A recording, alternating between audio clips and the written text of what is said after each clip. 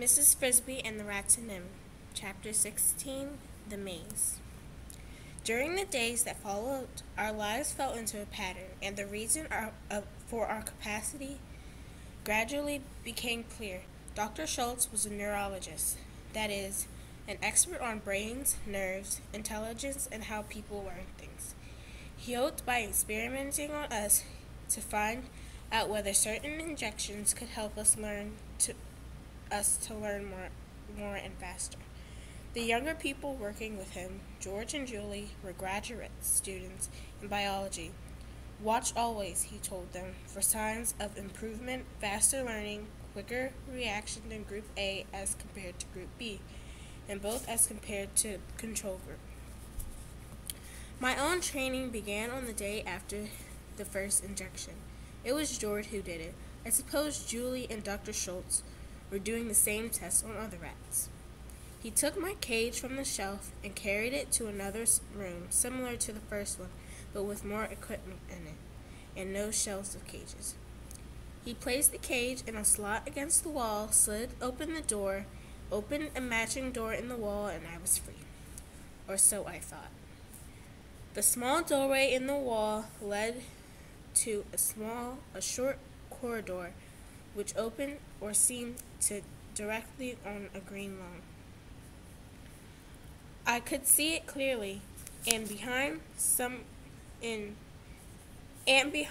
some bushes, and behind them a street. All outdoors and nothing but air between me and them. Furthermore, I could smell the fresh outdoor breeze blowing in. Were they letting me go? I made a dash toward the open end of the corridor, and then jumped back. I could not go on, but about 2 feet from my cage, still open behind me, there was something dreadfully wrong with the floor. When I touched my feet to it, a terrible prickly feeling came over my skin. My muscles cramped, my eyes blurred, and I got instantly dizzy. I never got used to that feeling. No one ever does. But I did experience it many times, and eventually I learned what it was. Electric shock. It's not exactly pain, but it's unbearable. Yet, I was in a frenzy to reach the open lawn, to run for the bushes, get away from the cage, and try again, and jump back, no use. Then I saw leading off the left another corridor. I had not noticed it at first. I had been looking so eagerly at the open end of one I was in. The second one seemed to stop about 5 feet away in the blank hall, yet there was light there. It must turn a corner. I ran down it cautiously, not trusting the floor. At the end, it turned right, and there was a lawn again. Another opening. I got closer that time. Then, just as I thought I was going to make it, another shock. I pulled back and saw that there was still another corridor leading off to the right. Again, I ran. I saw the open escape hole, and again I was stopped by the shock.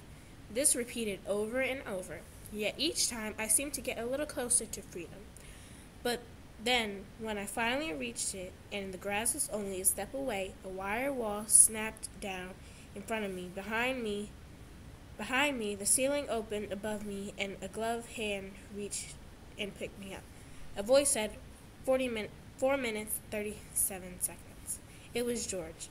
I had, after all my running through the corridors, emerged into a trap only a few feet from where I had started, and through a concealed opening above George, I had been watching everything I did. I had started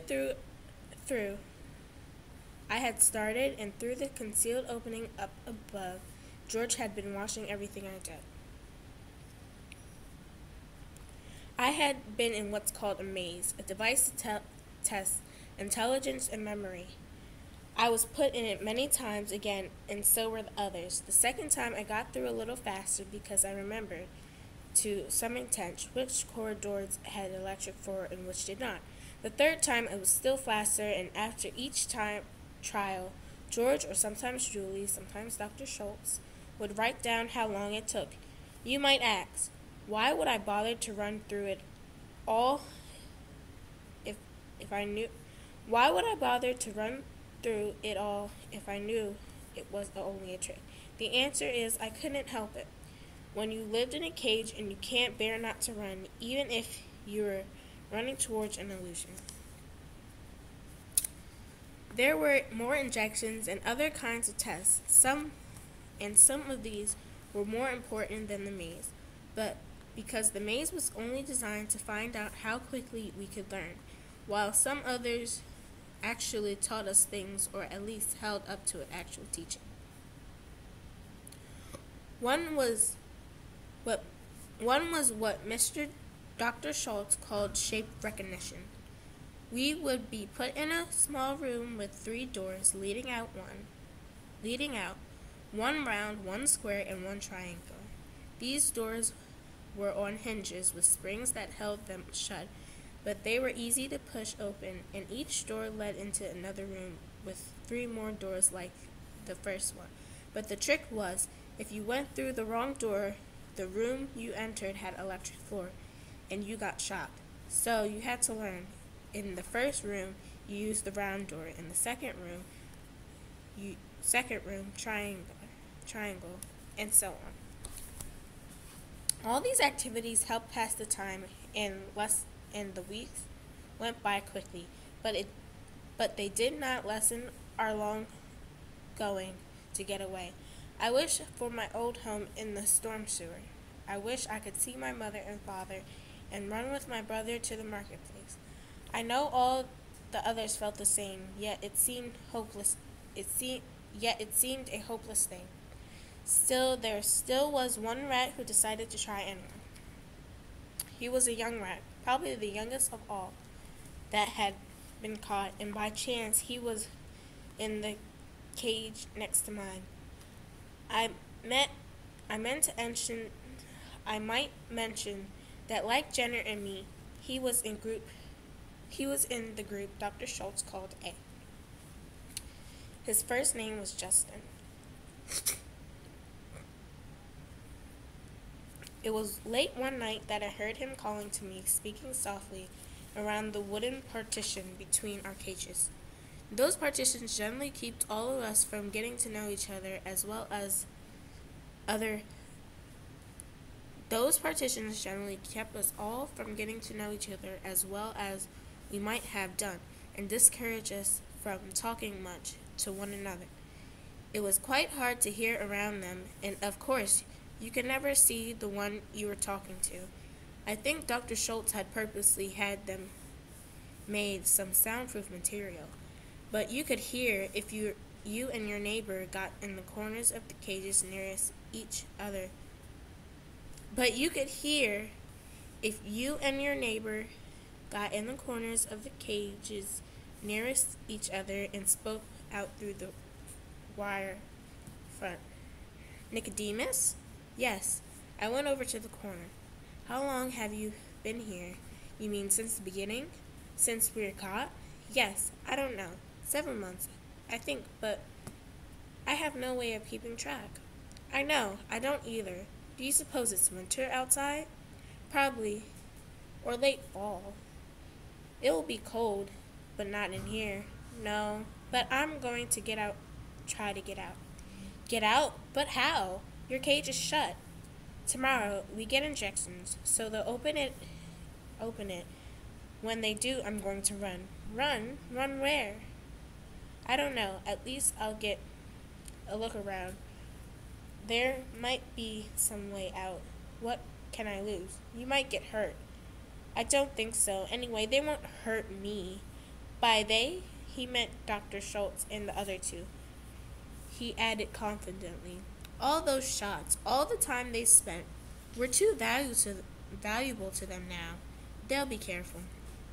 That idea had not occurred to me before, but when I thought about it, I decided he was right. Dr. Schultz and Julie had spent most of their time working hours with us for months. They could not afford to let any of the harm come to us. On the other hand, neither could they afford to allow any of us to escape.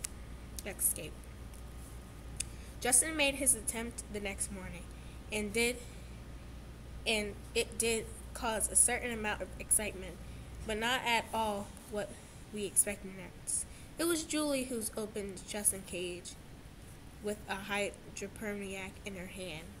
Justin was out with a mighty leap, hit the floor about 4 feet down, with a thump, shook himself, and ran, disappearing from my viewing head toward the other end of the room.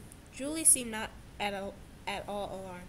She calmly placed the needle on the shelf, then walked to the door of the laboratory and pushed a button on the wall near it. A red light came on over the door. She picked up a notebook and pencil from the desk near the door and followed Justin out of my sight. A few minutes later, Dr. Schultz and George entered. They opened the door cautiously, closed it behind them. The outer door is shut too, said Dr. Schultz. Where is it? Down here, said Julie, inspecting the air ducts. Really? Which one is it?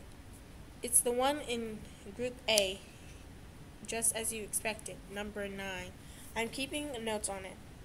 Obviously, the red light was some kind of warning signal, both outside door and in the laboratory animal at large. And not only had Dr. Schultz known one of us was out, but he had expected it to happen a few more days sooner than I thought, he was saying. But so much the better. Do you realize? Look, said Julie. He's doing the whole baseboard. But he's studying the windows too. See how he steps back up to look? Of course, said Dr. Schultz, and the same time he's watching us too. Can't you see? He's pretty cool about it, said George. Can you imagine one of the lab rats doing that? Or even one of the controls? We've got to try to grasp what we have on our hands. The Group A is 300% ahead of the control group in learning and getting smarter all the time. B group is only 20% ahead. It's the new DNA that's doing it. We have a real breakthrough since it's DNA, we may very well have a true mutation, a brand new species of rat. But we've got to be careful with it. I think we should go ahead now with the next injection series. The steroids, whatever that means. Yes, it may slow them up a little. It may slow them up a little, though. I doubt it. But even if it does, it will be worth it because I'm betting it will increase their lifespan by double at least, maybe more, maybe much more. Look, said Julie. A9 has made a discovery. He's found the mice, George said. See how he's studying them? Probably, said Dr. Schultz wearily. He's wondering if they're ready for their steroid injections, too. As a matter of fact, I think Group G is. They're doing almost as well as Group A. Should I get a net and put him back? George asked. I doubt you'll need it, Dr. Schultz said, now that he's learned he can get out. But they were underestimating Justin. He had learned no such thing.